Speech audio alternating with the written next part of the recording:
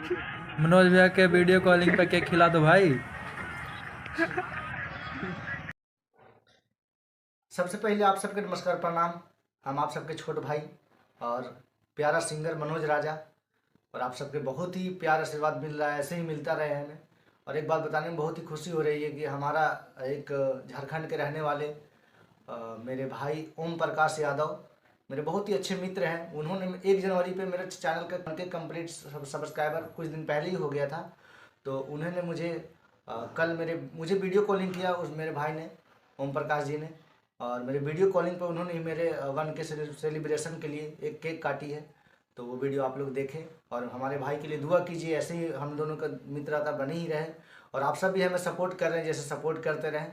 बाकी बात, और मेरा वीडियो सॉन्ग जल्दी आने वाला है और शूटिंग होगा ये वीडियो, बाकी बात व्लॉग वीडियो भी जल्दी आएगी। और आप सब ऐसे ही प्यार आशीर्वाद बनाए रखें मनोज राजा पे, और ऐसे ही एक से एक कंटेंट और वीडियो आती रहेगी। आप सबका सपोर्ट हमें आगे ऐसे ही बढ़ाता रहे। लव यू, जय माता दी। Happy birthday to you.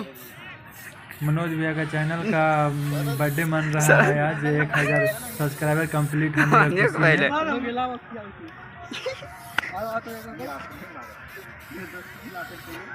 जो भी इस चैनल को सब्सक्राइब करके रखे हैं और ये मनोज भैया को अपना सपोर्ट बनाए रखें, आशीर्वाद देते रहें।